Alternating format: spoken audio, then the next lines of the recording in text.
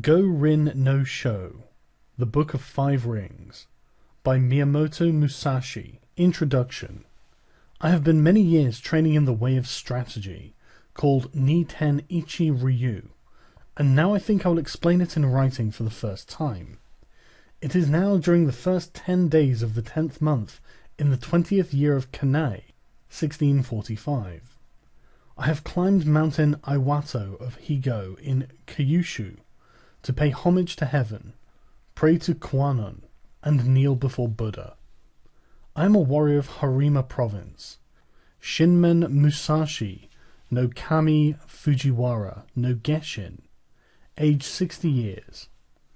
From youth, my heart has been inclined towards the way of strategy. My first duel was when I was 13. I struck down a strategist of the Shinto school, one Arima Kae. When I was 16, I struck down an able strategist, Tadashima Akiyama. When I was 21, I went up to the capital and I met all manner of strategists, never once failing to win in many contests. After that, I went from province to province, dueling with strategists of various schools, and not once failed to win, even though I had as many as 16 counters. This was between the ages of 13 and 28 or 29. When I reached 30, I looked back on my past. The previous victories were not due to my having mastered strategy.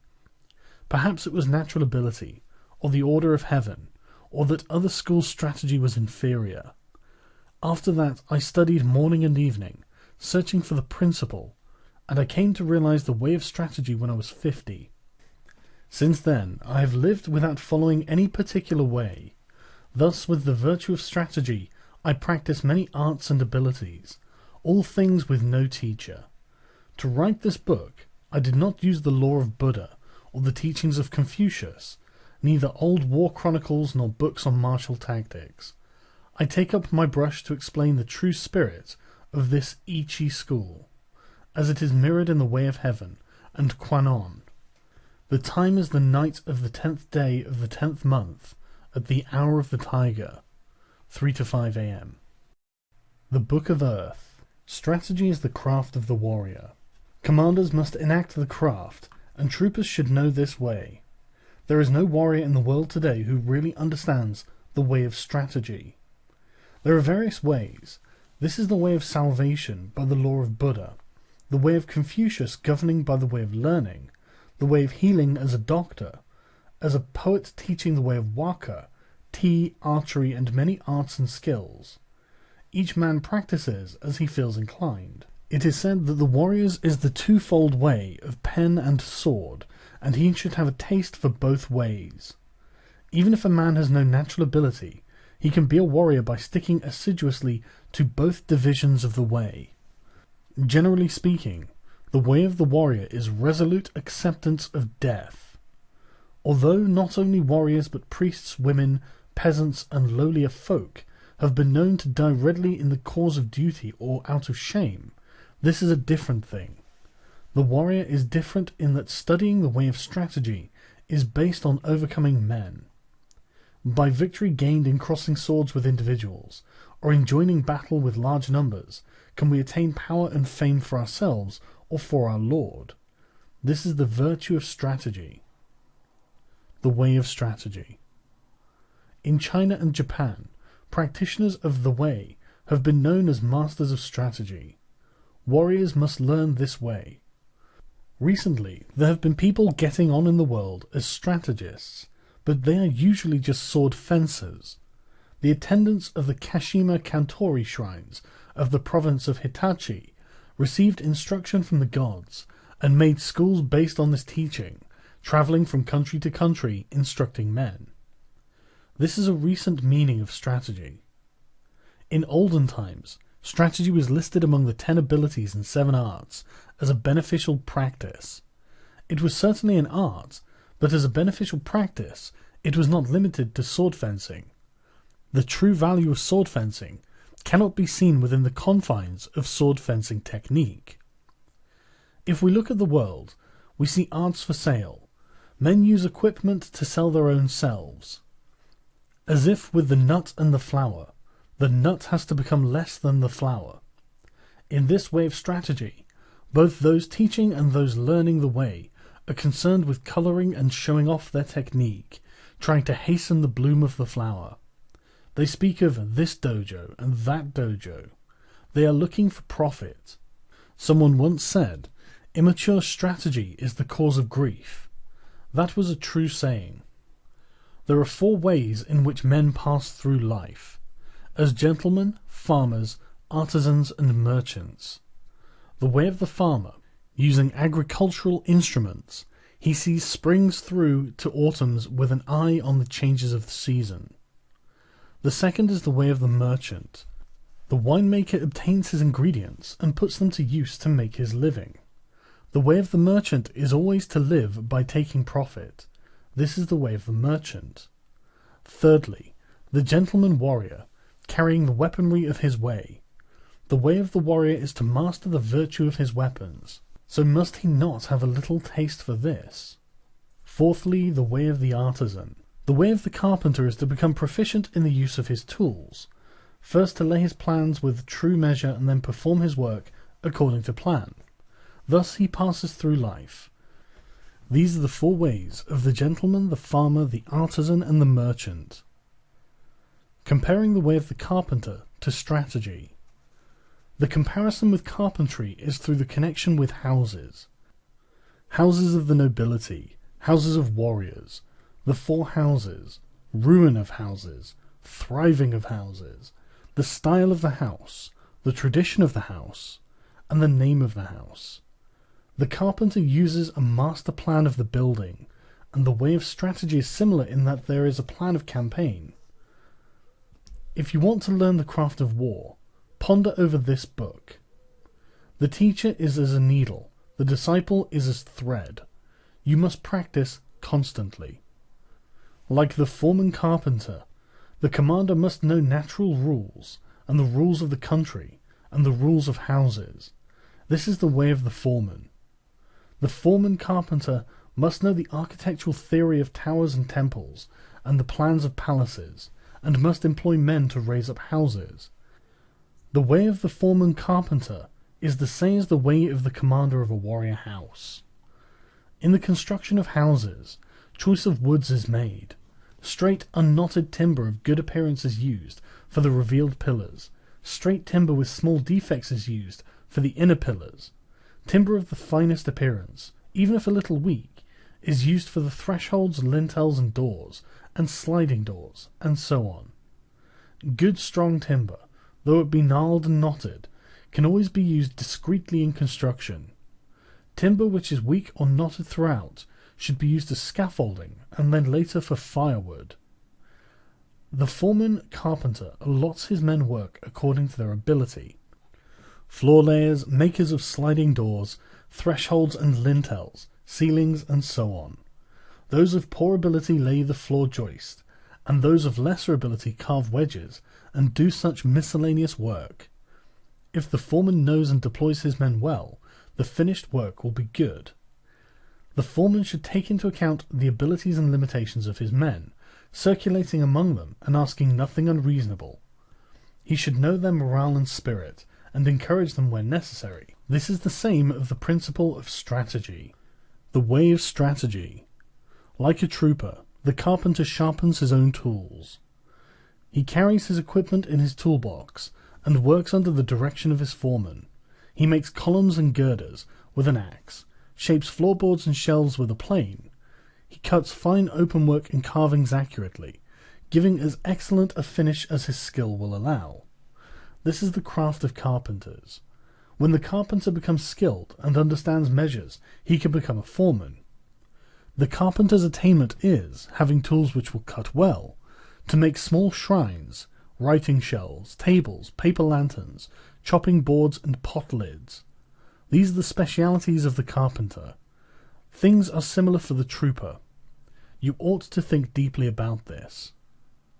The attainment of the carpenter is that his work is not warped, that the joints are not misaligned, and that the work is truly planned so that it will meet well and is not merely finished in sections. This is essential. If you want to learn this way, deeply consider the things written in this book one at a time. You must do sufficient research. Outline of the 5 books of this book of strategy. The way is shown in 5 books concerning different aspects. These are earth, water, fire, wind, and void. The body of the way of strategy from the viewpoint of my Ichi school is explained in the earth book. It is difficult to realize the true way just through sword fencing. Know the smallest things and the biggest things, the shallowest things and the deepest things. As if it were a straight road mapped out on the ground. The first book is called the Earth Book. The second is the Water Book. With water as the basis, the spirit becomes like water. Water adopts the shape of its receptacle. It is sometimes a trickle, and sometimes a wild sea. Water has a clear blue color. By the clarity, things of Ichi school are shown in this book. If you master the principles of sword fencing, when you freely beat one man, you beat any man in the world. The spirit of defeating a man is the same for 10 million men. The strategist makes small things into big things, like building a great Buddha from 1-foot model. I cannot write in detail how this is done. The principle of strategy is having one thing to know 10,000 things. Things of Ichi school are written in this, the Water Book. The third is the Fire Book. This book is about fighting. The spirit of fire is fierce, whether the fire be small or big, and so it is with battles. The way of battles is the same for man-to-man fights, and for 10,000-a-side battles. You must appreciate that spirit can become big or small. What is big is easy to perceive. What is small is difficult to perceive. In short, it is difficult for large numbers of men to change position, so their movements can be easily predicted. An individual can easily change his mind, so his movements are difficult to predict. You must appreciate this. The essence of this book is that you must train night and day in order to make quick decisions. In strategy, it is necessary to treat training as a part of normal life, with your spirit unchanging. Thus, combat in battle is described in the Fire Book. Fourthly, the Wind Book. This book is not concerned with my Ichi school, but with other schools of strategy. By wind I mean old traditions, present-day traditions, and family traditions of strategy. Thus, I clearly explain the strategies of the world. This is tradition. It is difficult to know yourself if you do not know others. To all ways there are side tracks. If you study a way daily, and your spirit diverges, you may think you are obeying a good way, but objectively it is not the true way. If you are following the true way and diverge a little, this will later become a large divergence. You must realize this. Other strategies have come to be thought of as merely sword fencing, and it is not unreasonable that this should be so. The benefit of my strategy, although it includes sword fencing, lies in a separate principle.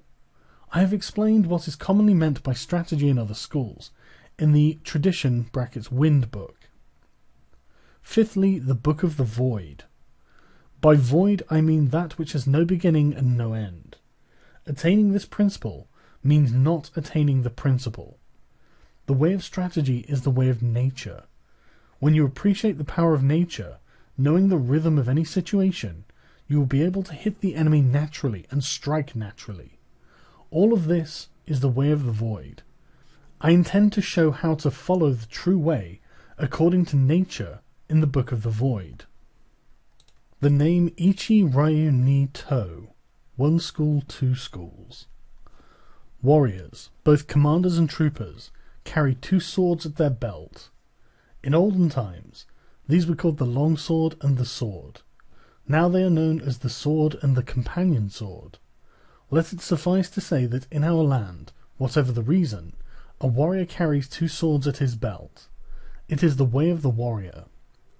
Nito Ichi Ryu shows the advantage of using both swords.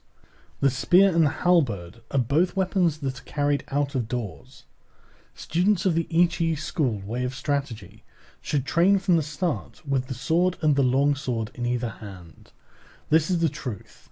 When you sacrifice your life, you must make fullest use of your weaponry.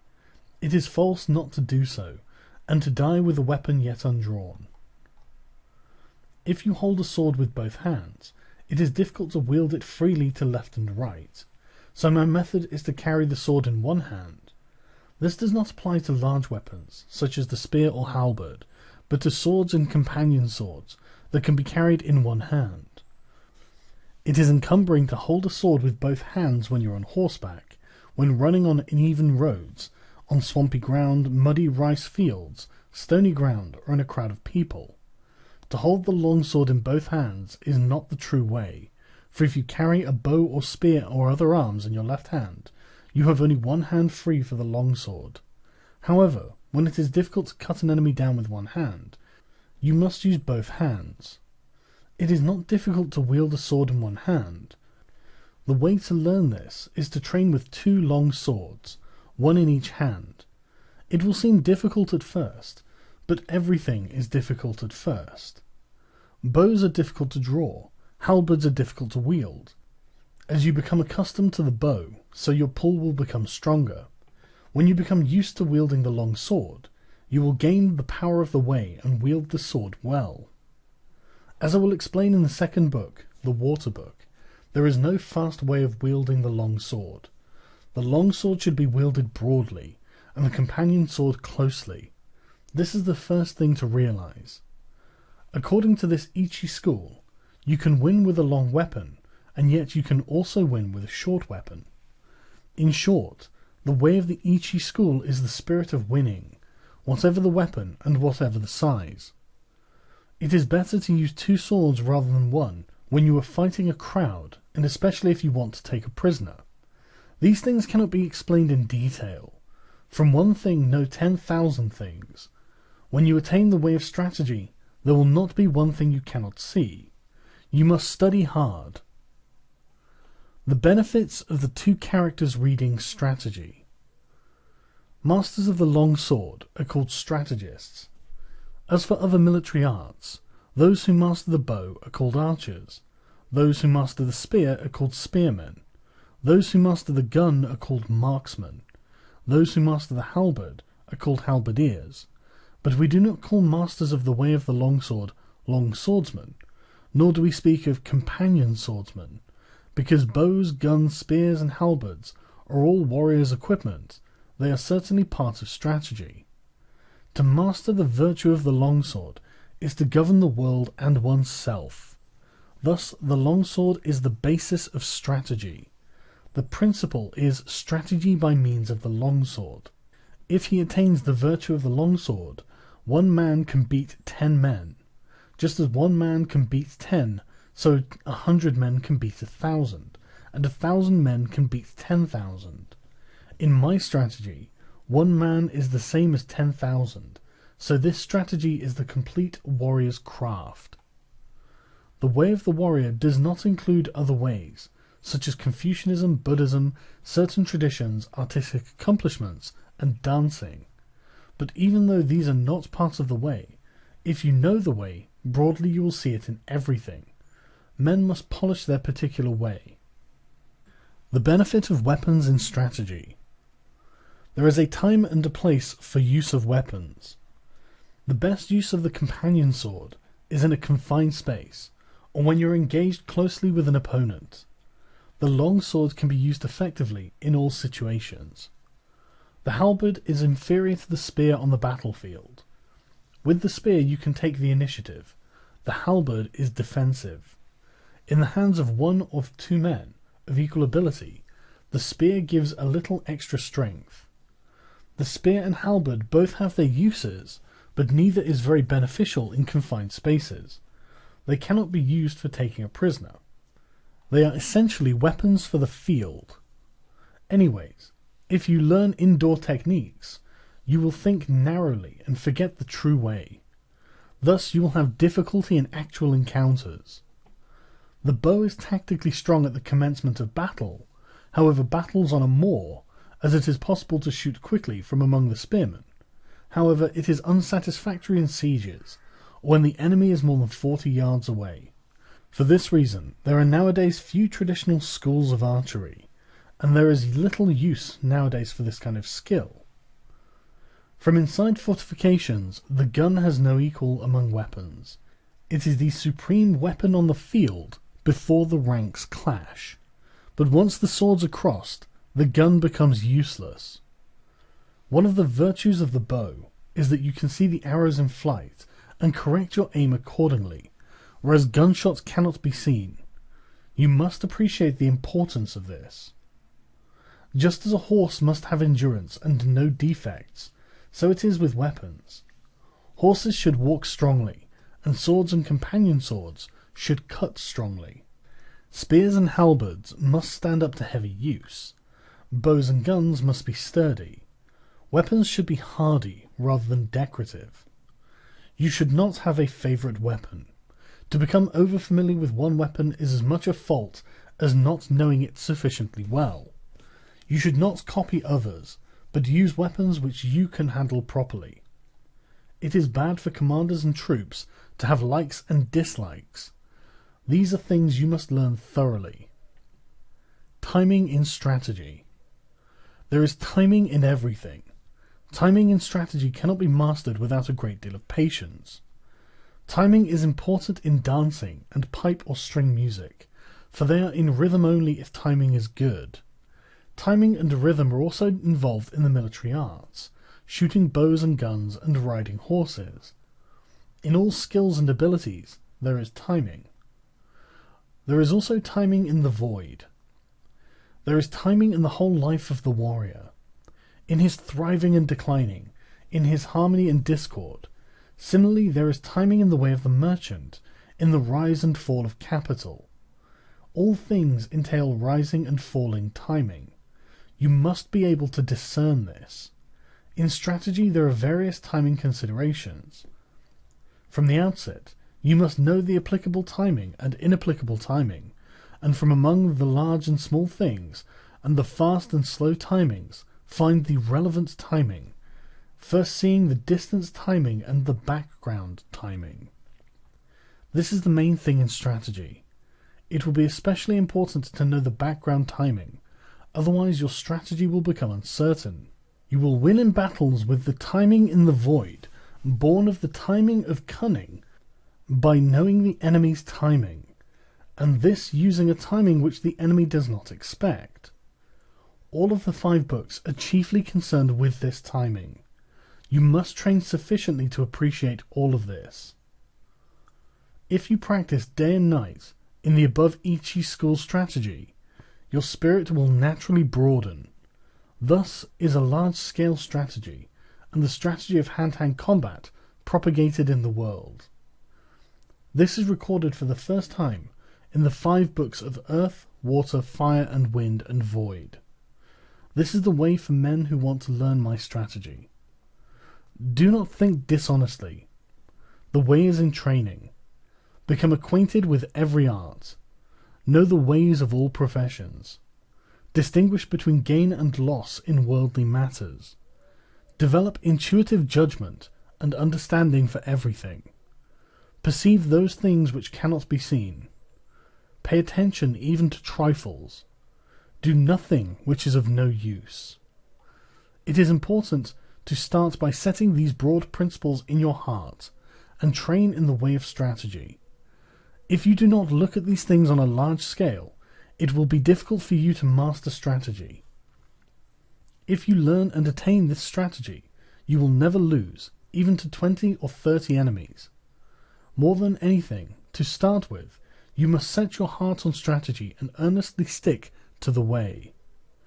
You will come to be able to actually beat men in fights, and to be able to win with your eye.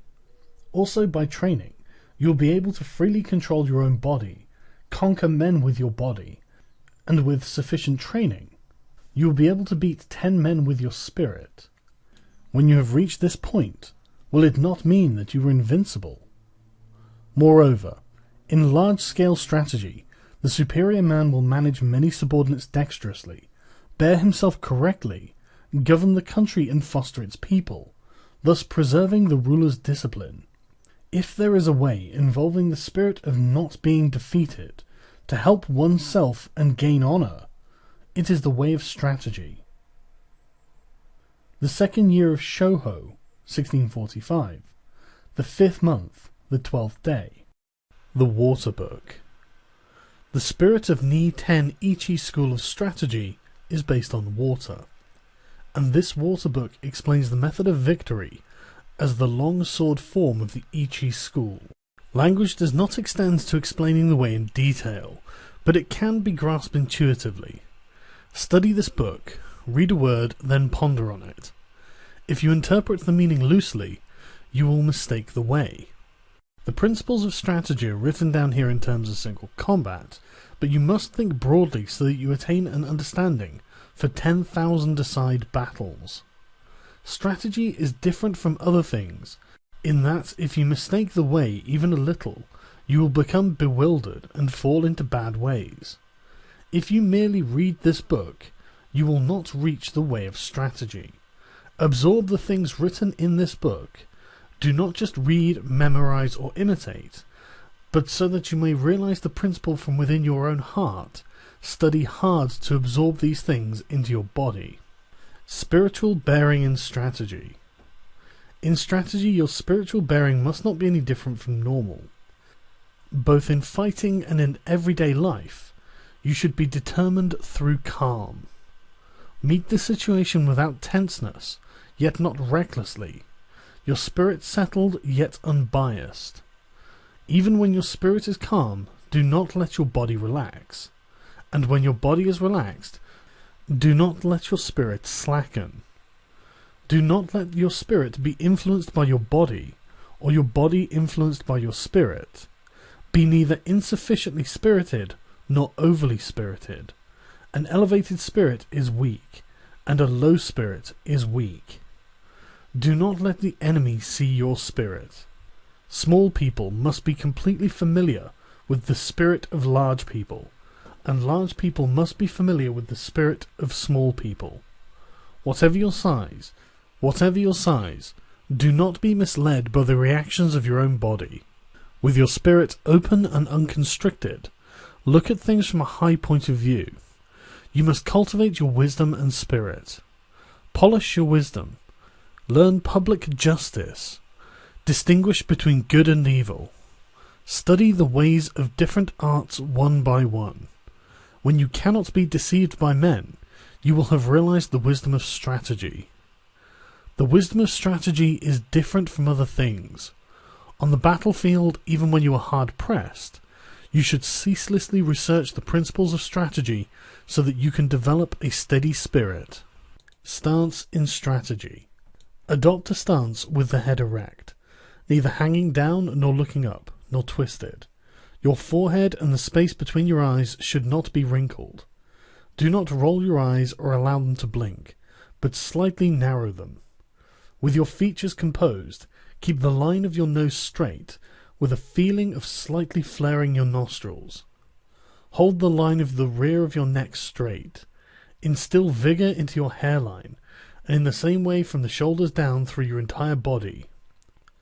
Lower both shoulders, and without the buttocks jutting out, put strength into your legs from the knees to the tops of your toes. Brace your abdomen, so you do not bend at the hips. Wedge your companion sword in your belt against your abdomen, so the belt is not slack. This is called wedging in. In all forms of strategy, it is necessary to maintain the combat stance in everyday life, and to make your everyday stance your combat stance. You must research this well. The gaze in strategy. The gaze should be large and broad. This is the twofold gaze, perception and sight.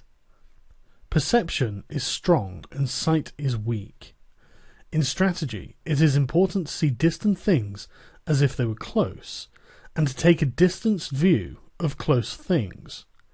It is important in strategy to know the enemy's sword, and not be distracted by insignificant movements of his sword. You must study this. The gaze is the same for single combat and for large-scale combat. It is necessary in strategy to be able to look to both sides without moving the eyeballs. You cannot master this ability quickly.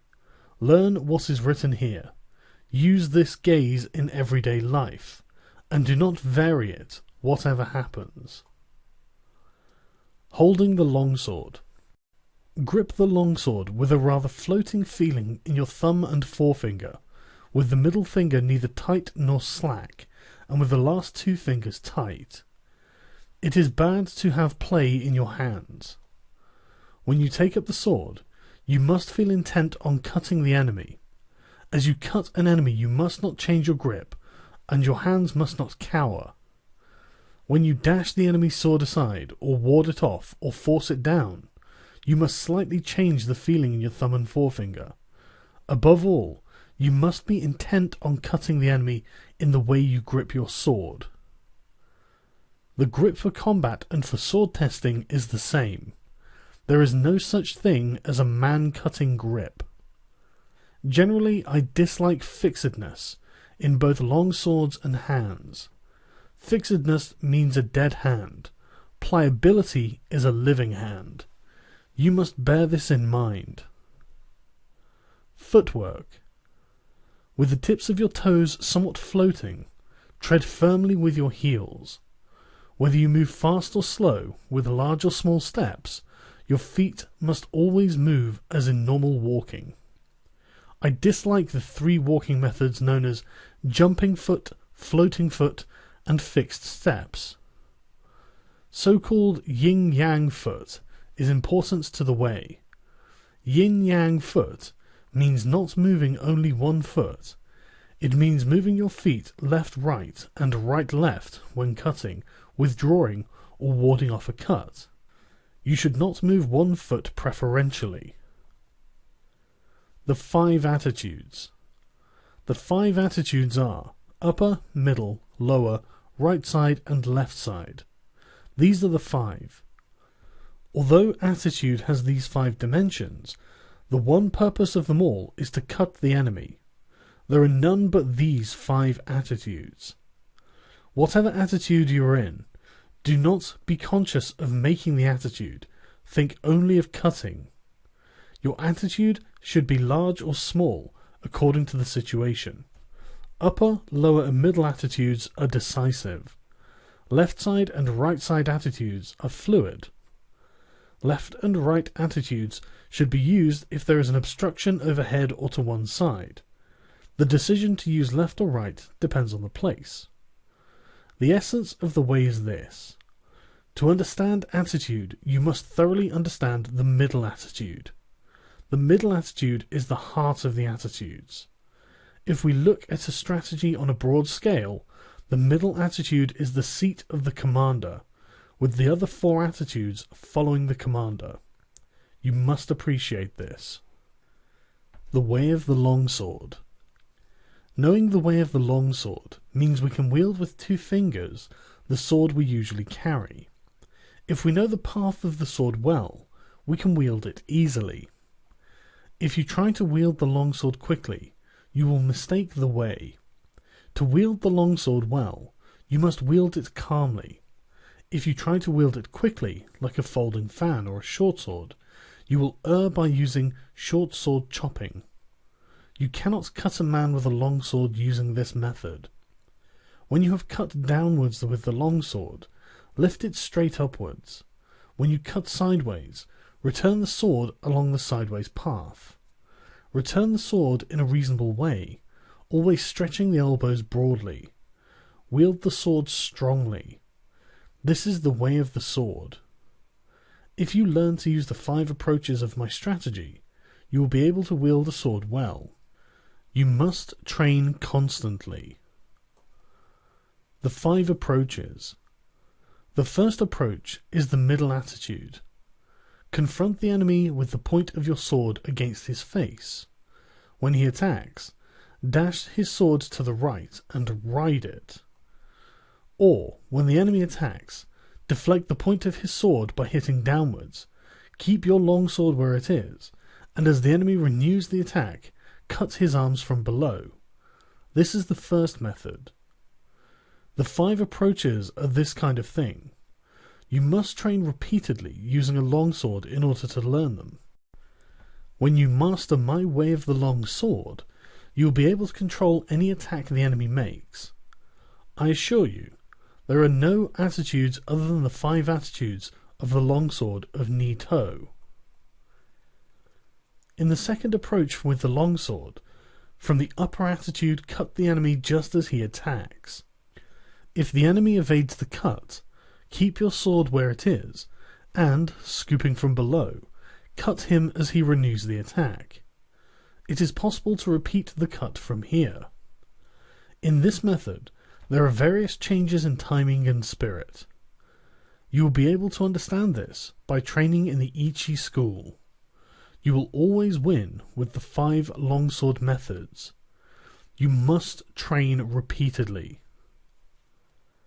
In the third approach, adopt the lower attitude, anticipating scooping up. When the enemy attacks, hit his hands from below.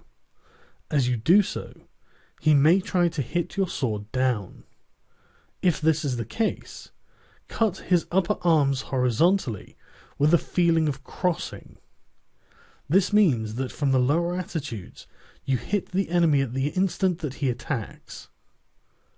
You will encounter this method often, both as a beginner and in later strategy. You must train holding a long sword.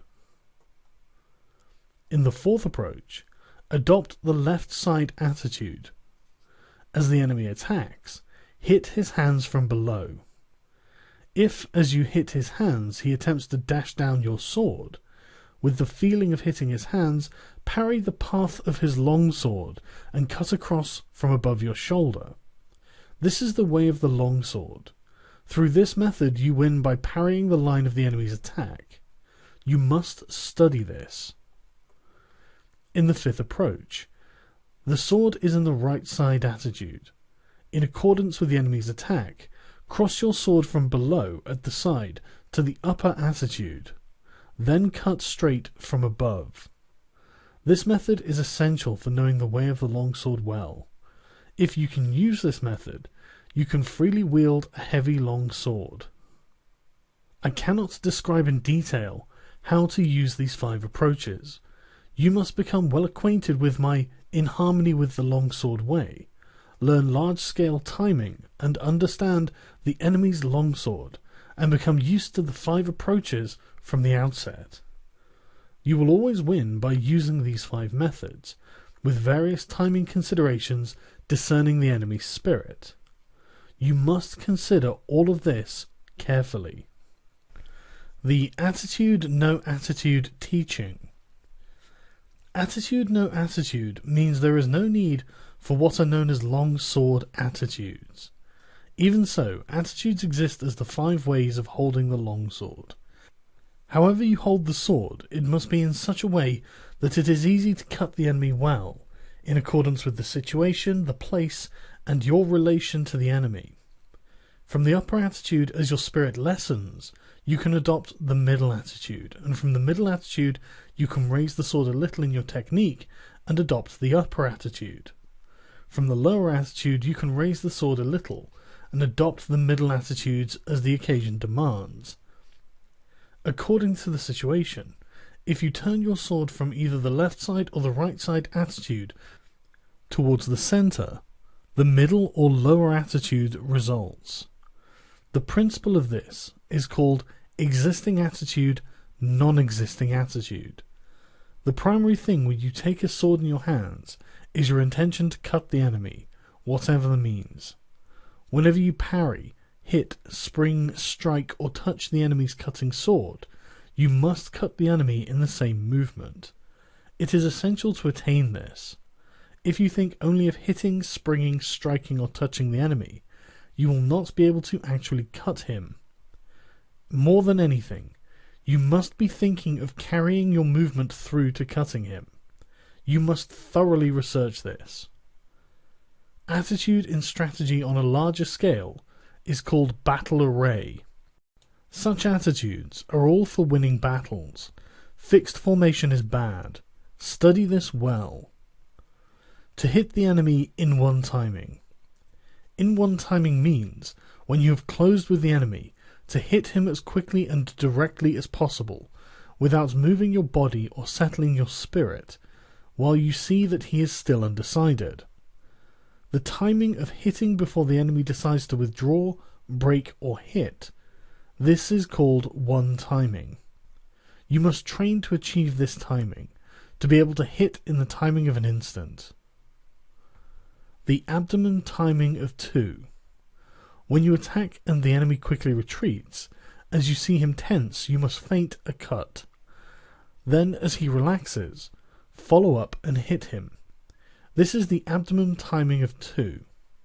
It is very difficult to attain this merely by reading this book, but you will soon understand with a little instruction. No design, no conception. In this method, when the enemy attacks and you decide to attack, hit with your body and hit with your spirit, and hit from the void with your hands, accelerating strongly. This is the no design, no conception cut. This is the most important method of hitting. It is often used. You must train hard to understand it. The flowing water cut. The flowing water cut is used when you are struggling blade to blade with the enemy. When he breaks and quickly withdraws trying to spring with his long sword, expand your body and spirit, and cut him as slowly as possible with your long sword, following your body like stagnant water. You can cut with certainty if you learn this. You must discern the enemy's grade. The continuous cut. When you attack and the enemy also attacks, and your swords spring together in one action, cut his head, hands, and legs. When you cut several places with one sweep of the long sword, it is called the continuous cut. You must practice this cut, as it is often used. With detailed practice, you should be able to understand it. The fire and stones cut. The fire and stones cut means that when the enemy's longsword and your longsword clash together, you cut as strongly as possible without raising the sword even a little. This means cutting quickly with the hands, body, and legs, all three cutting strongly. If you train well enough, you will be able to strike strongly. The red leaves cut. The red leaves cut means knocking down the enemy's longsword. The spirit should be getting control of his sword. When the enemy is in longsword attitude in front of you and intent on cutting, hitting, and parrying, you strongly hit the enemy's sword with the fire and stones cut, perhaps in the design of the no design, no conception cut. If you then beat down the point of his sword with a sticky feeling, he will necessarily drop the sword. If you practice this cut, it becomes easy to make the enemy drop his sword. You must train repetitively. The body in place of the long sword. Also, the long sword in place of the body. Usually we move the body and sword at the same time to cut the enemy. However, according to the enemy's cutting method, you can dash against him with your body first, and afterwards cut with the sword. If his body is immovable, you can cut first with the long sword, but you generally hit first with the body, and then cut with the long sword. You must research this well and practice hitting. The cut and slash. To cut and slash are two different things. Cutting, whatever form of cutting it is decisive and with a resolute spirit. Slashing is nothing more than touching the enemy. Even if you slash strongly, and even if the enemy dies instantly, it is slashing. When you cut, your enemy is resolved. You must appreciate this. If you first slash the enemy's hands or legs, you must then cut strongly. Slashing is in the spirit the same as touching. When you realize this, they become indistinguishable. Learn this well. The Chinese monkey's body. The Chinese monkey's body is the spirit of not stretching out your arms. The spirit is to get in quickly, without in the least extending your arms. If you are intent upon not stretching out your arms, you are effectively far away. The spirit is to go in with your whole body, and when you come up to within an arm's reach, it becomes easy to move your body in. You must research this well. The glue and lacquer emulsion body. The spirit of glue and lacquer emulsion body is to stick to the enemy and not separate from him. When you approach the enemy, stick firmly with your head, body and legs. People tend to advance their head and legs quickly, but their body lags behind. You should stick firmly so that there is not the slightest gap between the enemy's body and your body. You must consider this carefully. To strive for height. By to strive for height is meant when you close with the enemy, to strive with him for superior height without cringing. Stretch your legs, stretch your hips, stretch your neck face to face with him. When you think you have won, and you are the higher, thrust in strongly. You must learn this. To apply stickiness. When the enemy attacks, and you also attack with the long sword, you should go in with a sticky feeling and fix your long sword against the enemy's as you receive his cut. The spirit of stickiness is not hitting very strongly, but hitting so that the long swords do not separate easily. It is best to approach as calmly as possible when hitting the enemy's long sword with stickiness. The difference between stickiness and entanglement is that stickiness is firm and entanglement is weak. You must appreciate this. The body strike. The body strike means to approach the enemy through a gap in his guard. The spirit is to strike him with your body. Turn your face a little aside and strike the enemy's breast with your left shoulder thrust out. Approach with a spirit of bouncing the enemy away, striking as strongly as possible in time with your breathing. If you achieve this method of closing with the enemy, you will be able to knock him 10 or 20 feet away. It is possible to strike the enemy until he is dead. Train well. 3 ways to parry his attack. There are 3 methods to parry a cut. First, by dashing the enemy's long sword to your right, as if thrusting at his eyes, or when he makes an attack. Or, to parry by thrusting the enemy's long sword towards his right eye with the feeling of snipping his neck. Or, when you have a short long sword, without worrying about parrying the enemy's long sword, to close with him quickly, thrusting at his face with your left hand. These are the 3 ways of parrying.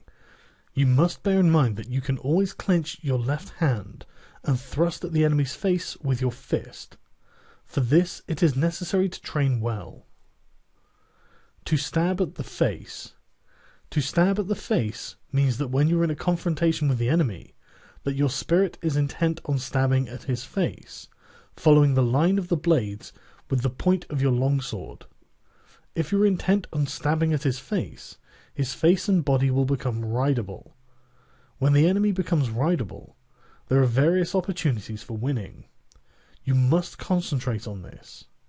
When fighting and the enemy's body becomes rideable, you can win quickly, so you ought not to forget to stab at the face. You must pursue the value of this technique through training.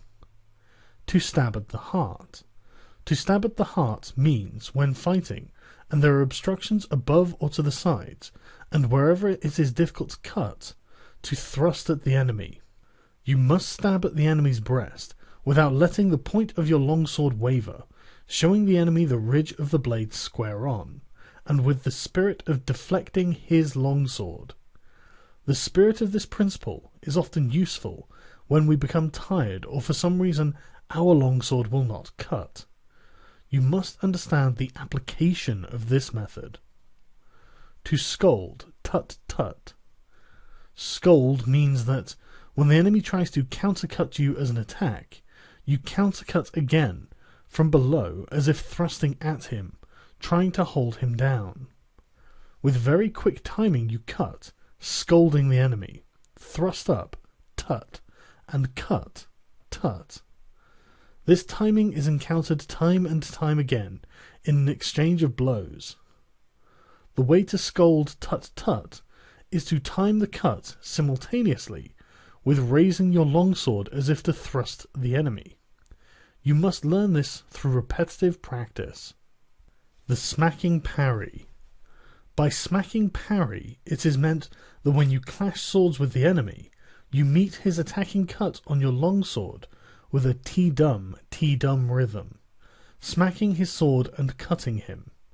The spirit of the smacking parry is not parrying or smacking strongly, but smacking the enemy's longsword in accordance with his attacking cut, primarily intent on quickly cutting him.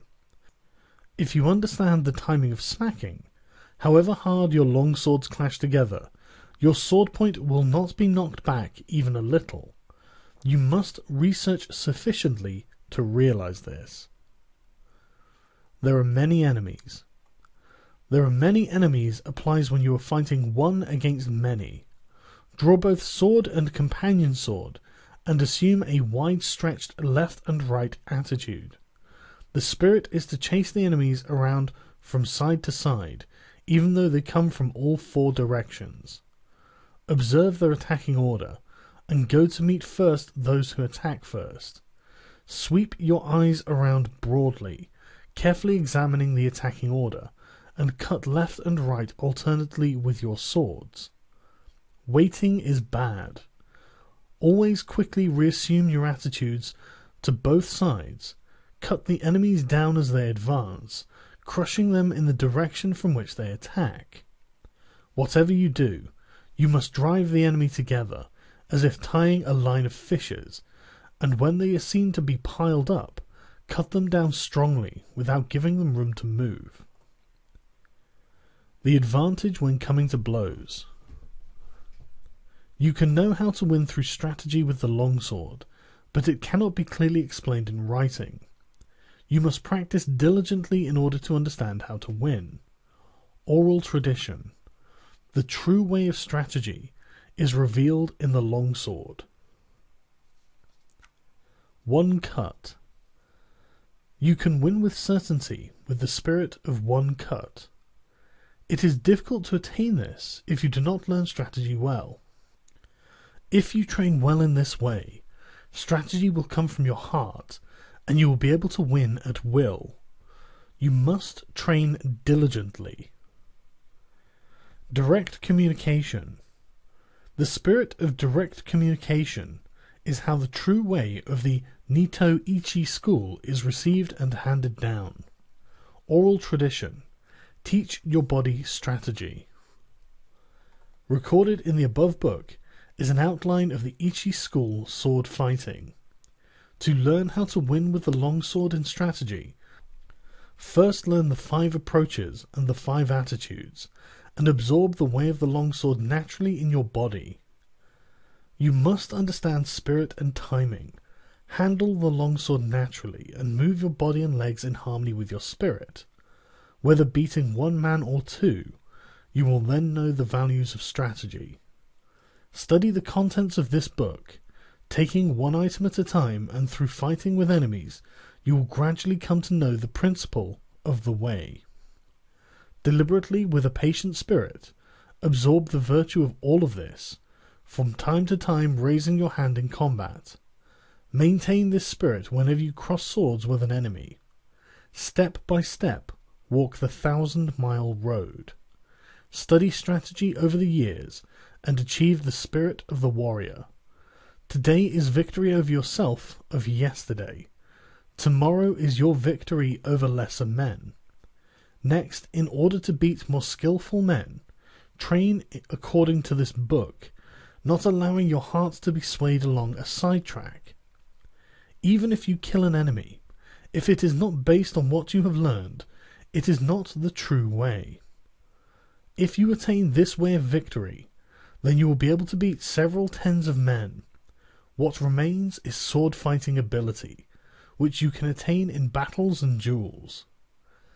The 2nd year of Shouho, the 12th day of the 5th month, 1645. The Fire Book. In this, the Fire Book of the Nito Ichi school of strategy, I describe fighting as fire. In the first place, people think narrowly about the benefit of strategy. By using only their fingertips, they only know the benefit of 3 of the 5 inches of the wrist. They let a contest be decided, as with the folding fan, merely by the span of their forearms.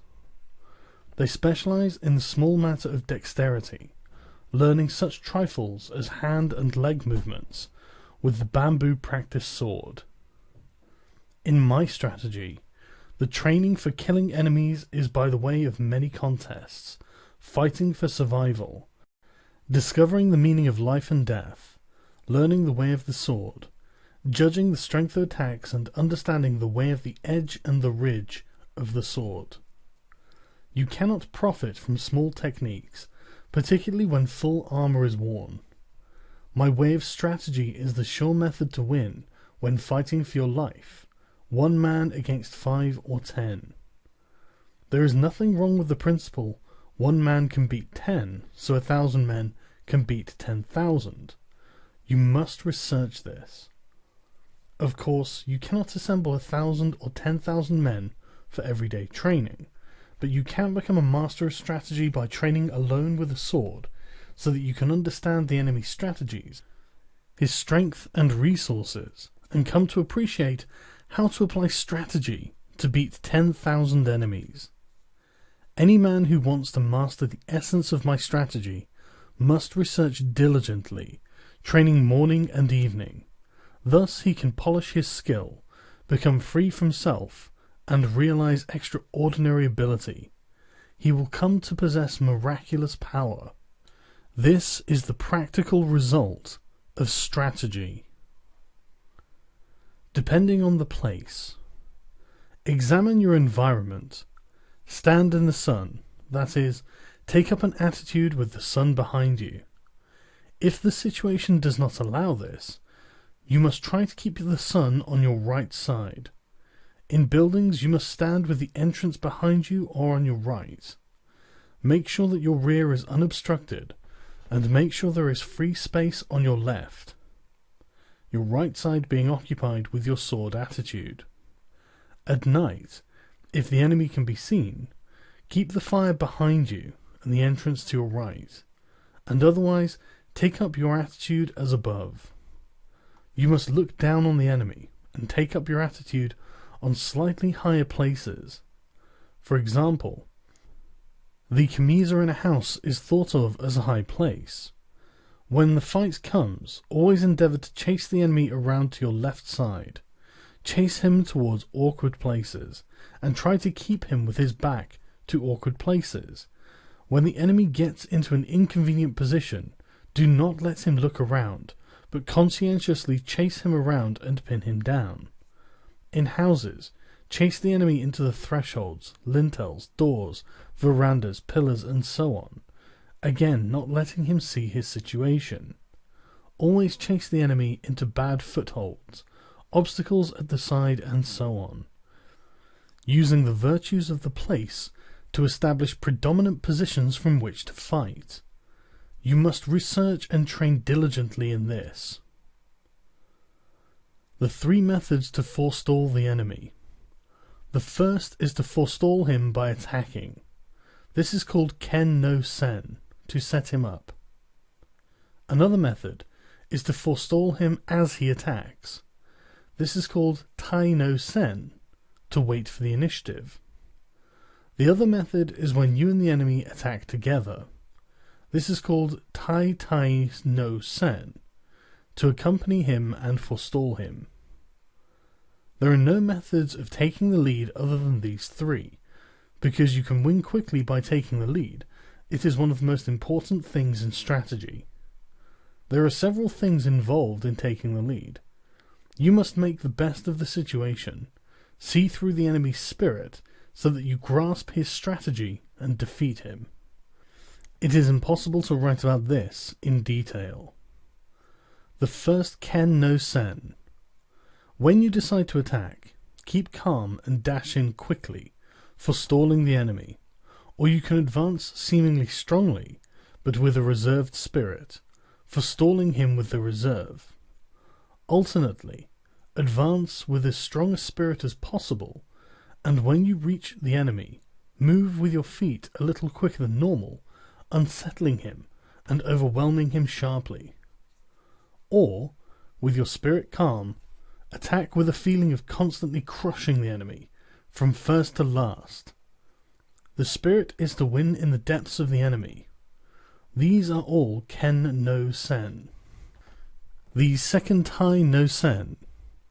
When the enemy attacks, remain undisturbed but feign weakness.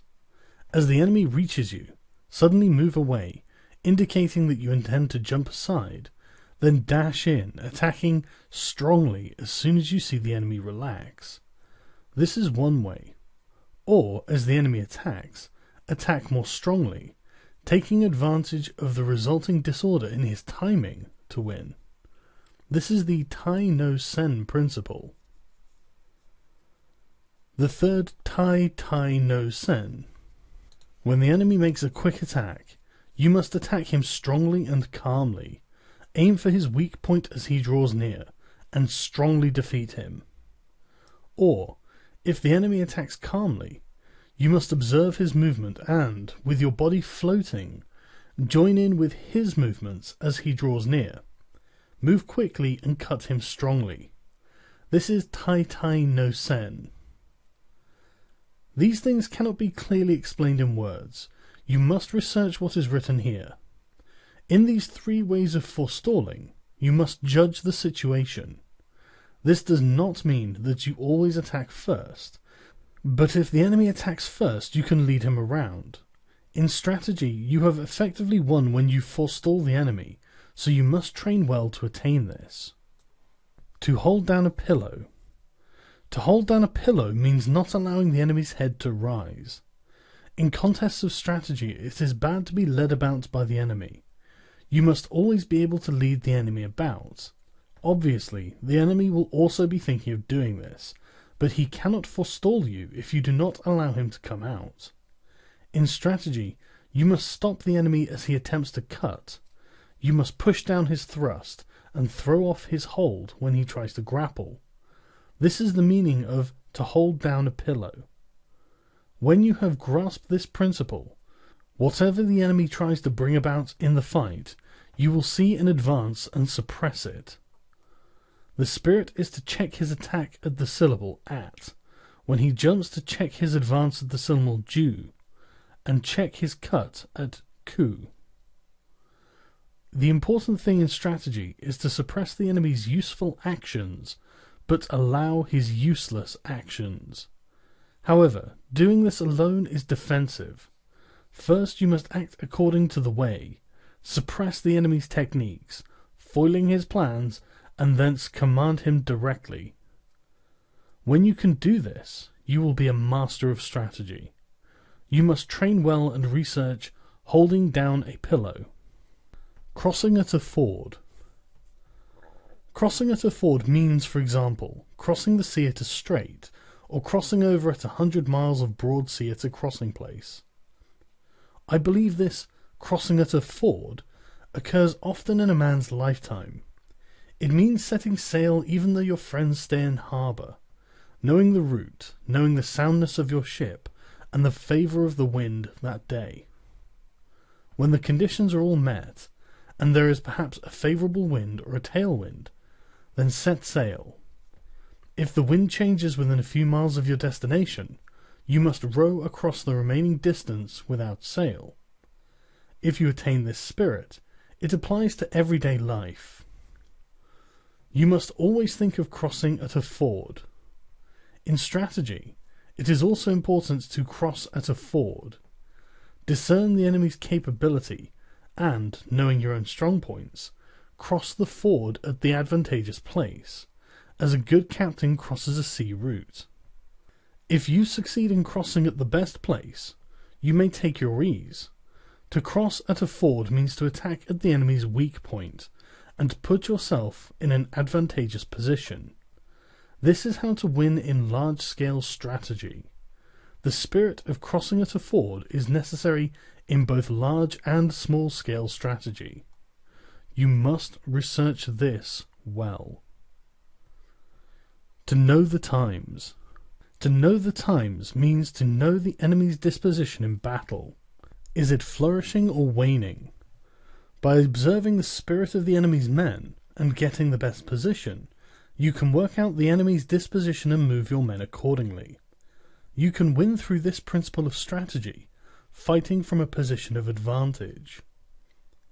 When in a duel, you must forestall the enemy and attack when you have first recognized his school of strategy, perceived his quality and his strong and weak points. Attack in an unsuspected manner, knowing his meter and modulation, and the appropriate timing. Knowing the times means, if your ability is high, seeing right into things. If you are thoroughly conversant with strategy, you will recognize the enemy's intentions, and thus have many opportunities to win. You must sufficiently study this. To tread down the sword. To tread down the sword is a principle often used in strategy. First in large-scale strategy, when the enemy first discharges bows and guns, and then attacks. It is difficult for us to attack if we are busy loading powder into our guns or notching our arrows. The spirit is to attack quickly, while the enemy is still shooting with bows or guns. The spirit is to win by treading down as we receive the enemy's attack. In single combat, we cannot get a decisive victory by cutting, with a T-dum feeling. In the wake of the enemy's attacking longsword, we must defeat him at the start of his attack, in the spirit of treading him down with the feet, so that he cannot rise again to the attack. Treading does not simply mean treading with the feet. Tread with the body, tread with the spirit, and of course, tread and cut with the longsword. You must achieve the spirit of not allowing the enemy to attack a second time. This is the spirit of forestalling in every sense. Once at the enemy, you should aspire not just to strike him, but to cling after the attack. You must study this deeply. To know collapse. Everything can collapse. Houses, bodies, and enemies collapse when their rhythm becomes deranged. In large-scale strategy, when the enemy starts to collapse, you must pursue him without letting the chance go. If you fail to take advantage of your enemy's collapse, they may recover. In single combat, the enemy sometimes loses timing and collapses. If you let this opportunity pass, he may recover, and not be so negligent thereafter. Fix your eye on the enemy's collapse, and chase him, attacking so that you do not let him recover. You must do this. The chasing attack is with a strong spirit. You must understand utterly how to cut down the enemy. To become the enemy. To become the enemy means think yourself into the enemy's position. In the world, people tend to think of a robber trapped in a house as a fortified enemy. However, if we think of becoming the enemy, we feel that the whole world is against us, and there is no escape. He who is shut inside is a pheasant. He who enters to arrest is a hawk. You must appreciate this.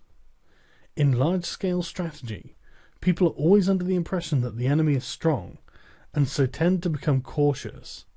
But if you have good soldiers, and if you understand the principles of strategy, and if you know how to beat the enemy, there is nothing to worry about.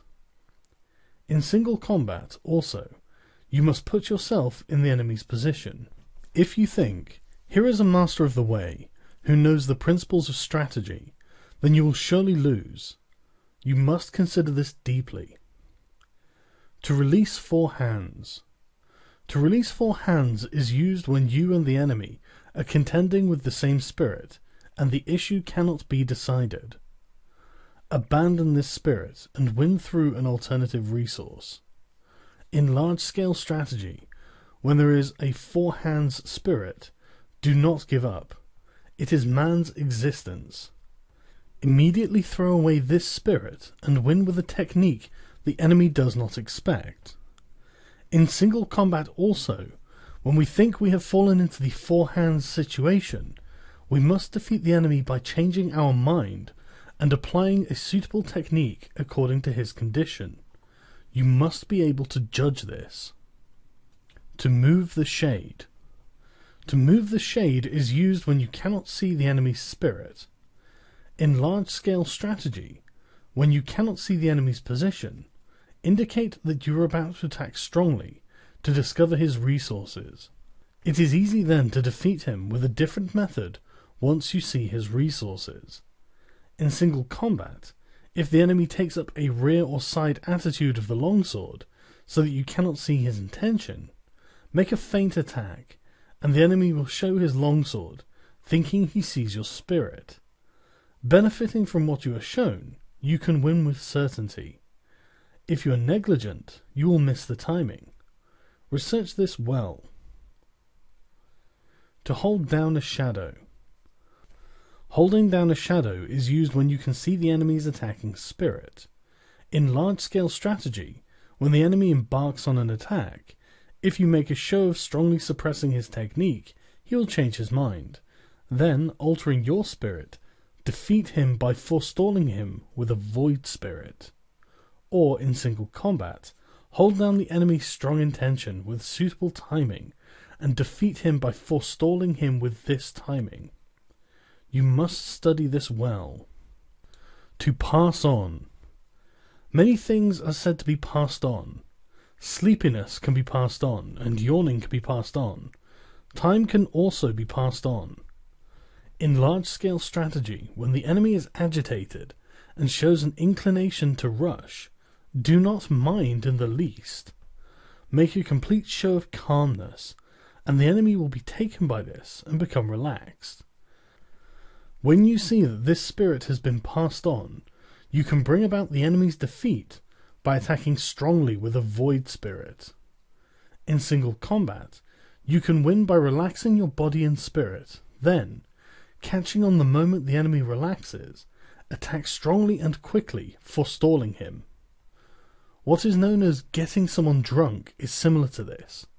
You can also infect the enemy with a bored, careless, or weak spirit. You must study this well. To cause a loss of balance. Many things can cause a loss of balance. One cause is danger, another is hardship, and another is surprise. You must research this. In large-scale strategy, it is important to cause a loss of balance. Attack without warning, where the enemy is not expecting it. While his spirit is undecided, follow up your advantage and, having the lead, defeat him. Or, in single combat, start by making a show of being slow, and then suddenly attack strongly. Without allowing him space to breathe to recover or from the fluctuation of the spirit, you must grasp the opportunity to win. Get the feel of this. To frighten. Fright often occurs, caused by the unexpected.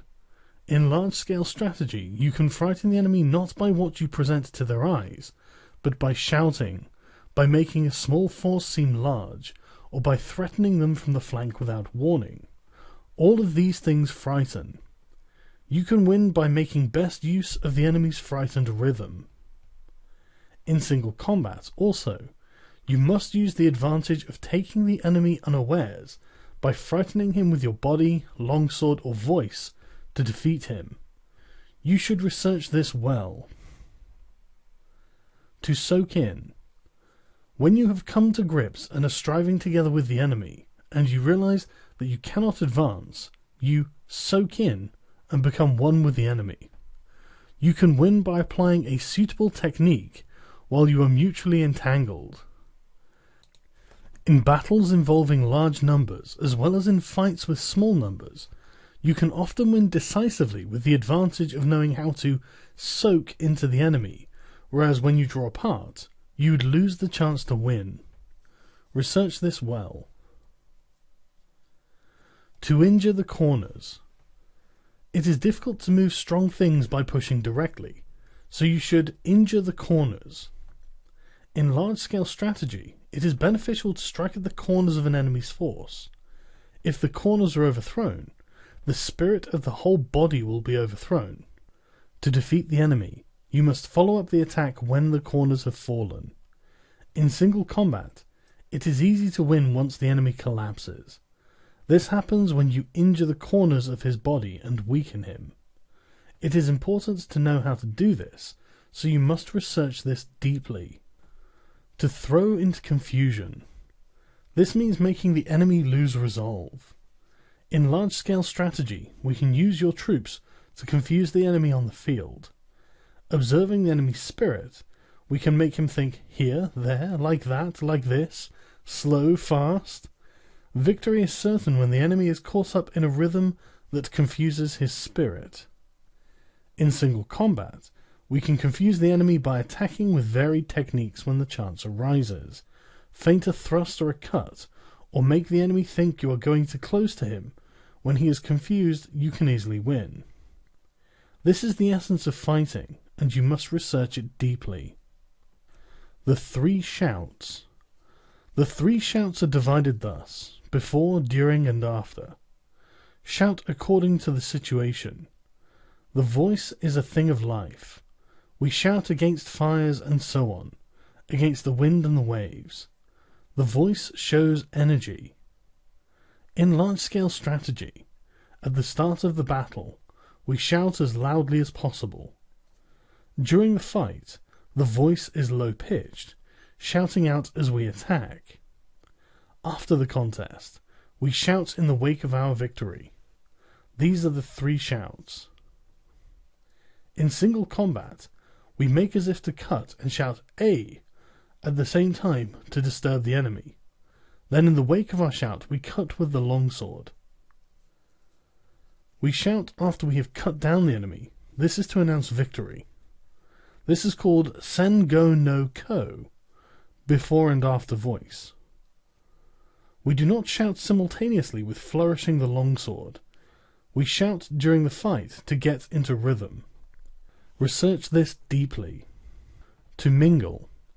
In battles, when the armies are in confrontation, attack the enemy's strong points, and when you see that they are beaten back, quickly separate and attack yet another strong point on the periphery of his force. The spirit of this is like a winding mountain path. This is an important fighting method for one man against many. Strike down the enemies in one quarter or drive them back, then grasp the timing and attack further strong points to the right and left, as if on a winding mountain path, weighing up the enemy's disposition. When you know the enemy's level, attack strongly, with no trace of retreating spirit. In single combat too, use this spirit with the enemy's strong points. What is meant by mingling is the spirit of advancing and becoming engaged with the enemy and not withdrawing even one step. You must understand this. To crush. This means to crush an enemy regarding him as being weak. In large-scale strategy, when we see that the enemy has few men, or if he has many men but his spirit is weak and disordered, we must knock the hat over his eyes, crushing him utterly. If we crush him lightly, he may recover. You must learn the spirit of crushing as if with a hand grip. In single combat, if the enemy is less skillful than yourself, if his rhythm is disorganized, or if he has fallen into evasive or retreating attitudes, we must crush him straight away, with no concern for his presence, without allowing him space to breathe. It is essential that you crush him all at once. The primary thing is to not let him recover his position, even a little. You must research this deeply. The mountain sea change. The mountain sea spirit means that it is bad to repeat the same thing several times when fighting an enemy. There may be no help but to do something twice, but do not try it a third time. If you once make an attack and fail, there is little chance of success if you use the same approach again. If you attempt a technique which you have previously tried unsuccessfully and yet fail again, then you must change your attacking method. If the enemy thinks of the mountains, attack like the sea, and if he thinks like the sea, attack like the mountains. You must research this deeply. To penetrate the depths. When we are fighting with the enemy, even when it can be seen that we can win on the surface with the benefit of the way, if his spirit is not extinguished, he may be beaten superficially, yet undefeated in spirit deep inside. With this principle, the penetrating of the depths, we can destroy the enemy's spirit in its depths, demoralizing him by quickly changing our spirit. This often occurs. Penetrating the depths means penetrating with the longsword, penetrating with the body, and penetrating with the spirit. This cannot be understood in a generalization. Once we have crushed the enemy in the depths, there is no need to remain spirited, but otherwise we must remain spirited. If the enemy remains spirited, it is difficult to crush him. You must train in penetrating the depths for large-scale strategy and also single combat. To renew. To renew applies when we are fighting with the enemy and an entangled spirit arises where there is no possible resolution. We must abandon our efforts, think of the solution in a fresh spirit, then win with the new rhythm. To renew, when we are deadlocked with the enemy, means that without changing our circumstance, we change our spirit and win through a different technique. It is necessary to consider how to renew also applies in large-scale strategy. Research this diligently. Rat's head, ox's neck. Rat's head, ox's neck means that when we are fighting with the enemy and both he and we have become occupied with small points in an entangled spirit, we must always think of the way of strategy as being both a rat's head and an ox's neck. Whenever we have become preoccupied with small details, we must suddenly change into a large spirit, interchanging large with small. This is one of the essences of strategy. It is necessary that the warrior think in this spirit in everyday life. You must not depart from this spirit in the large-scale strategy nor in single combat. The commander knows the troops. The commander knows the troops applies everywhere in fights, in my way of strategy. Using the wisdom of strategy, think of the enemy as your own troops.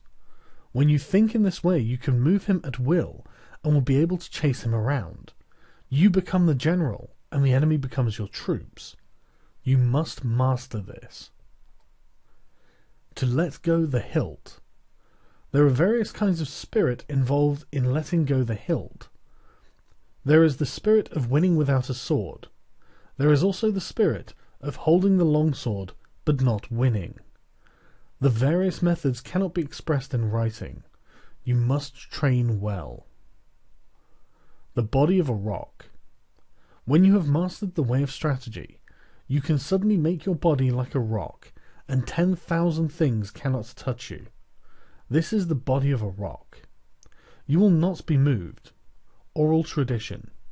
What is recorded above has been constantly on my mind about Ichi school sword fencing, written down as it came to me.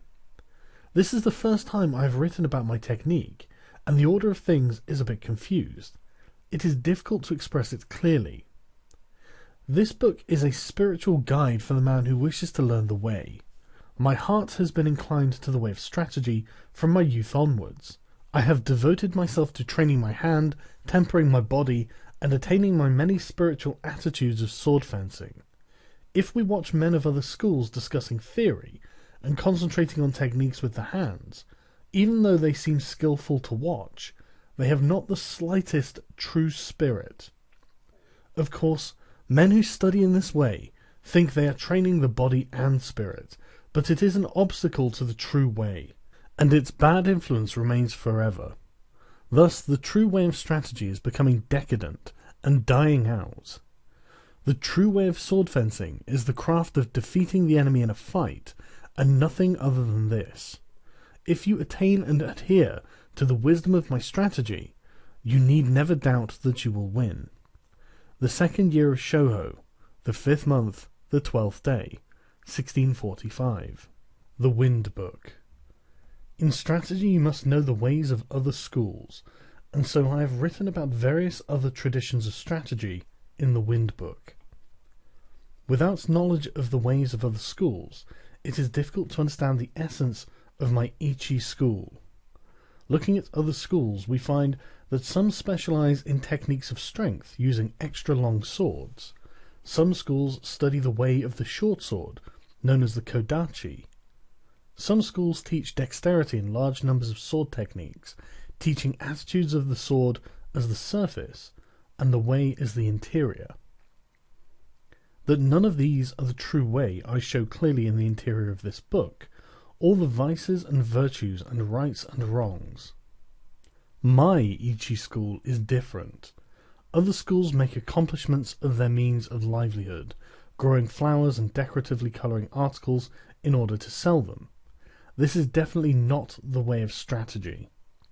Some of the world's strategists are concerned only with sword fencing, and limit their training to flourishing the longsword and carriage of the body.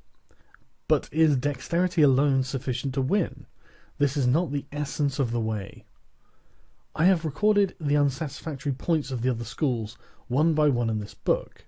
You must study these matters deeply to appreciate the benefit of my Nito Ichi school. Other schools using extra long swords. Some other schools have a liking for extra long swords. From the point of view of my strategy, these must be seen as weak schools. This is because they do not appreciate the principle of cutting the enemy by any means.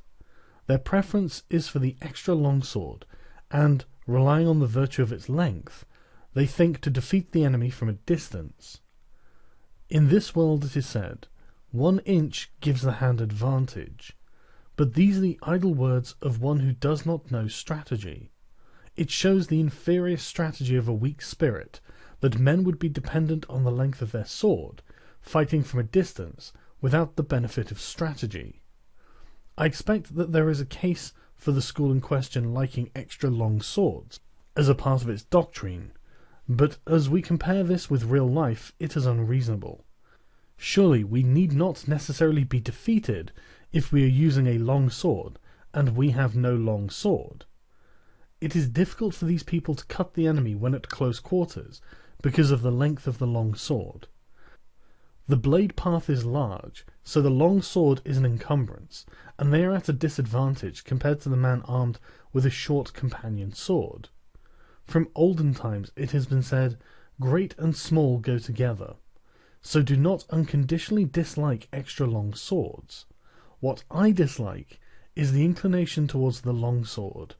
If we consider large-scale strategy, we can think of large forces in terms of long swords, and small forces as short swords. Cannot few men give battle against many? There are many instances of few men overcoming many. Your strategy is of no account, if when called on to fight in a confined space, your heart is inclined to the long sword, or if you are in a house armed only with your companion sword. Besides, some men have not the strength of others. In my doctrine, I dislike preconceived narrow spirit. You must study this well. The strong longsword spirit in other schools. You should not speak of strong and weak longswords. If you just wield the longsword in a strong spirit, your cutting will become coarse, and if you use the sword coarsely, you will have difficulty in winning. If you are concerned with the strength of your sword, you will try to cut unreasonably strongly, and will not be able to cut at all. It is also bad to try and cut strongly when testing the sword.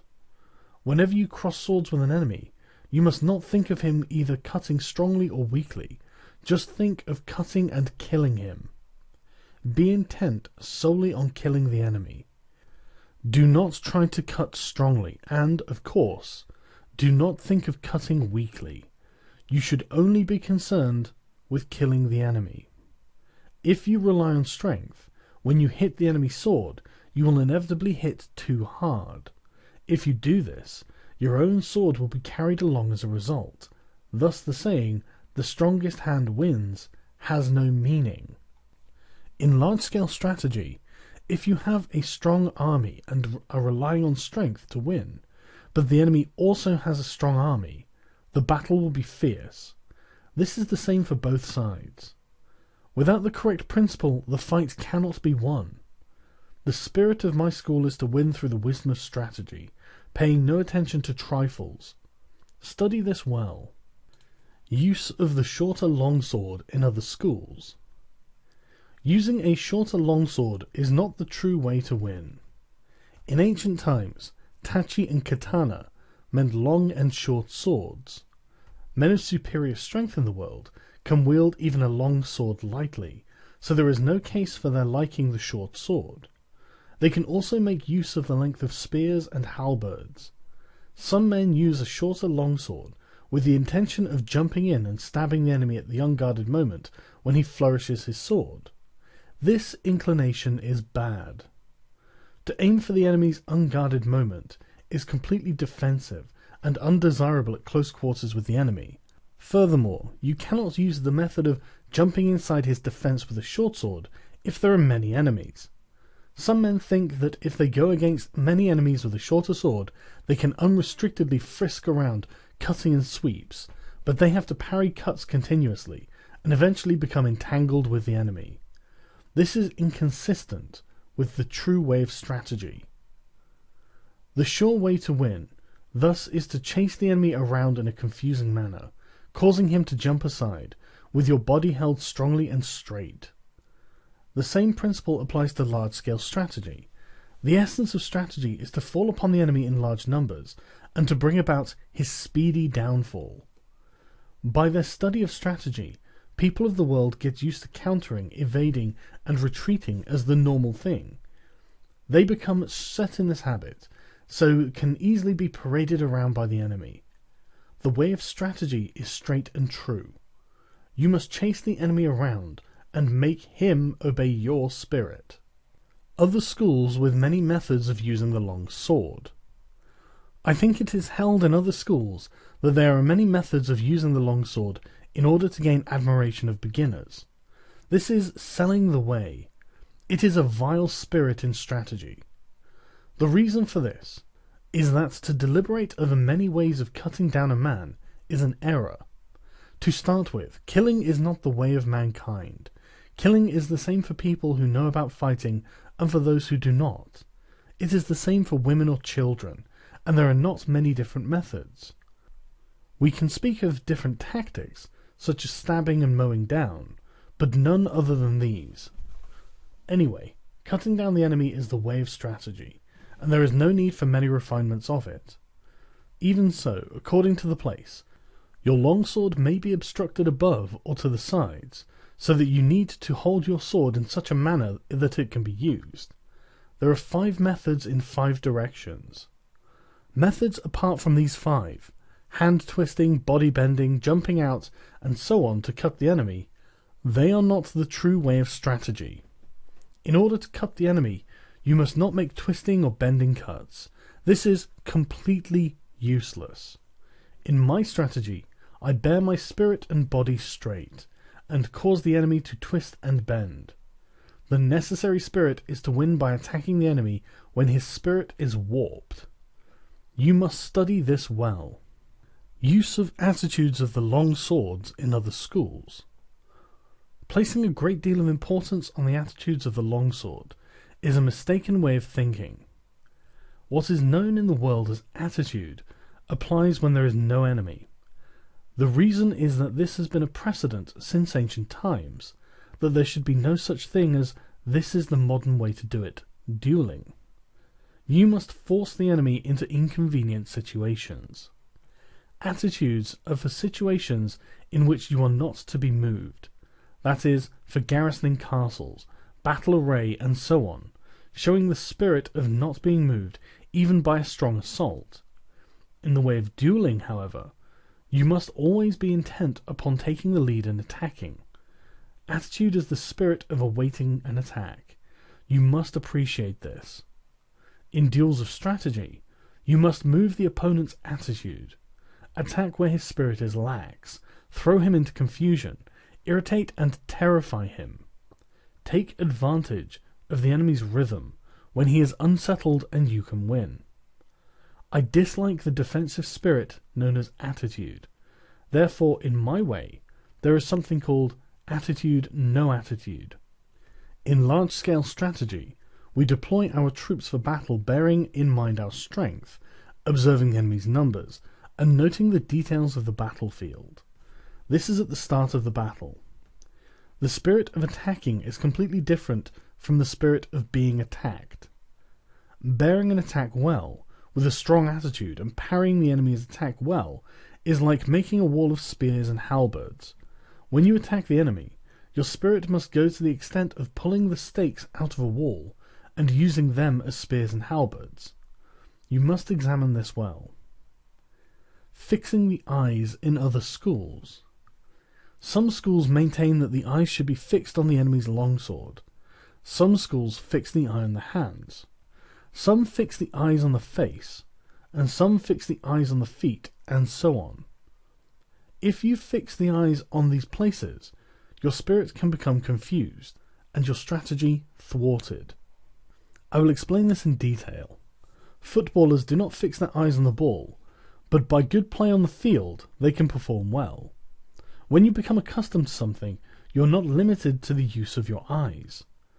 People such as master musicians have the music score in front of their nose, or flourish the sword in several ways when they have mastered the way, but this does not mean that they fix their eyes on these things specifically, or when they make pointless movements of the sword. It means that they can see naturally. In the way of strategy, when you have fought many times, you will be easily able to appraise the speed and position of the enemy's sword. Having mastery of the way, you will see the weight of his spirit. In strategy, fixing the eyes means gazing at the man's heart. In large-scale strategy, the area to watch is the enemy's strength. Perception and sight are the two methods of seeing. Perception consists on concentrating strongly on the enemy's spirit, observing the condition of the battlefield, fixing the gaze strongly, seeing the progress of the fight, and the changes of advantage. This is the sure way to win. In single combat, you must not fix eyes on details. As I have said before, if you fix your eyes on the details and neglect important things, your spirit will become bewildered, and victory will escape you. Research this principle well and train diligently. Use of the feet in other schools. There are various methods of using the feet: floating foot, jumping foot, springing foot, treading foot, crow's foot, and such nimble walking methods.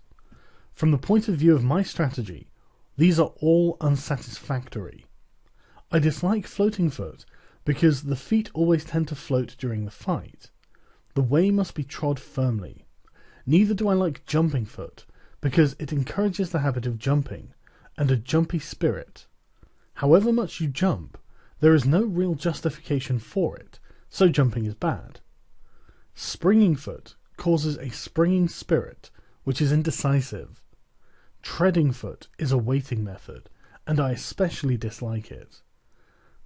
Apart from these, there are various fast walking methods, such as crow's foot and so on.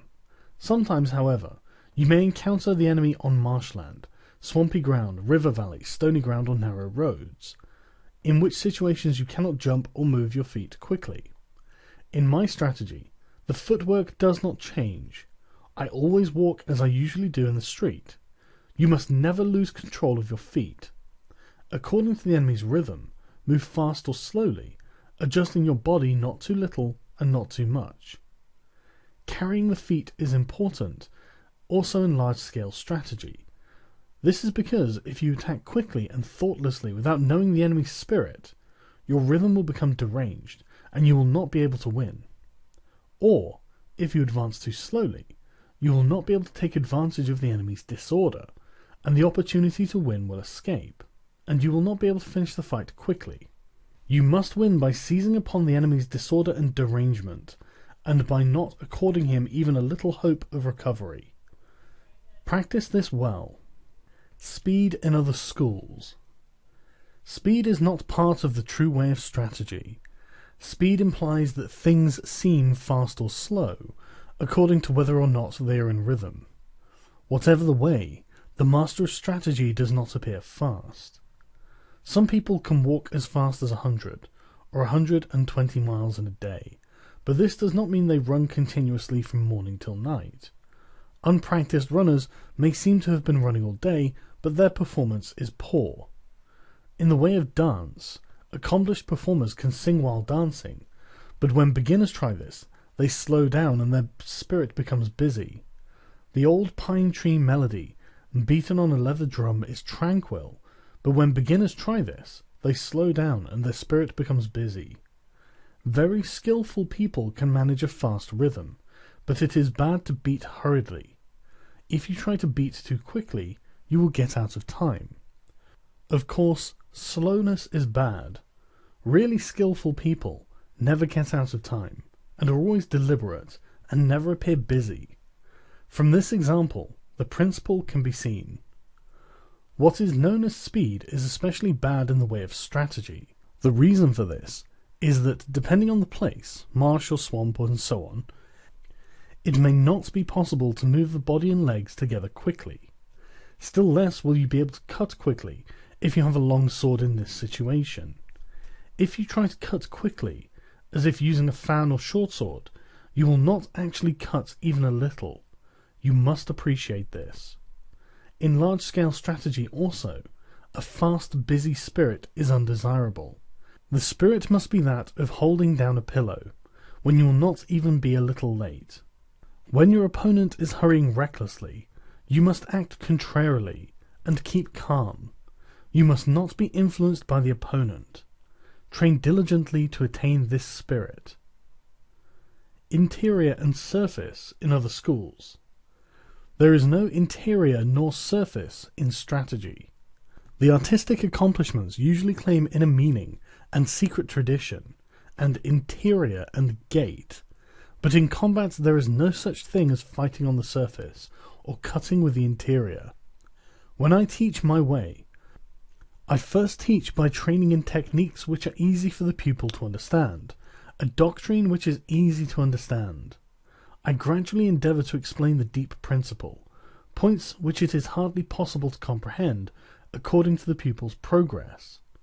In any event, because the way to understanding is through experience, I do not speak of interior and gait. In this world, if you go into the mountains and decide to go deeper and yet deeper, instead you will emerge at the gate. Whatever is the way, it has an interior, and it is sometimes a good thing to point out the gate. In strategy, we cannot say what is concealed and what is revealed. Accordingly, I dislike passing on my way through written pledges and regulations. Perceiving the ability of my pupils, I teach the direct way, remove the bad influence of other schools, and gradually introduce them to the true way of the warrior. The method of teaching my strategy is with a trustworthy spirit. You must train diligently. I have tried to record an outline of the strategy of other schools in the above 9 sections. I could now continue by giving a specific account of these schools, one by one, from the gate to the interior, but I have intentionally not named the schools or their main points.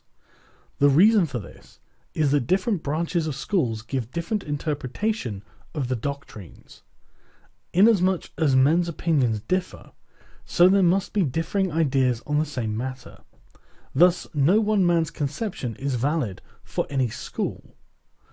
I have shown the general tendencies of other schools on 9 points. If we look at them from an honest viewpoint, we will see that people always tend to like long swords or short swords, and become concerned with strength in both large and small matters. You can see why I do not deal with the gates of other schools. In my Ichi school of the longsword, there is neither gate nor interior. There is no inner meaning in sword attitudes. You must simply keep your spirit true to realize the virtue of strategy. 12th day of the 5th month of the 2nd year of Shoho, 1645. The Book of the Void. The Ni-to-Ichi way of strategy is recorded in this, the Book of the Void. What is called the Spirit of the Void is where there is nothing. It is not included in man's knowledge. Of course, the void is nothingness. By knowing things that exist, you can know that which does not exist. This is the void. People in this world look at things mistakenly, and think that what they do not understand must be the void. This is not the true void. It is bewilderment. In the way of strategy, also, those who study as warriors think that whatever they cannot understand in their craft is the void. This is not the true void. To attain the way of strategy as a warrior, you must study fully other martial arts and not deviate even a little from the way of the warrior. With your spirit settled, accumulate practice day by day and hour by hour. Polish the twofold spirit heart and mind, and sharpen the twofold gaze, perception, and sight. When your spirit is not in the least clouded, when the clouds of bewilderment clear away, there is the true void. Until you realize the true way, whether in Buddhism or in common sense, you may think that things are correct and in order. However, if we look at things objectively, from the viewpoint of the laws of the world, we see various doctrines departing from the true way. Know well this spirit, and with forthrightness, as the foundation, and the true spirit as the way. Enact strategy broadly, correctly, and openly. Then you will come to think of things in a wide sense, taking the void as the way, and you will see the way as void. In the void is virtue, and no evil. Wisdom has existence. Principle has existence. The way has existence. Spirit is nothingness. 12th day of the 5th month, 2nd year of Shoho, 1645.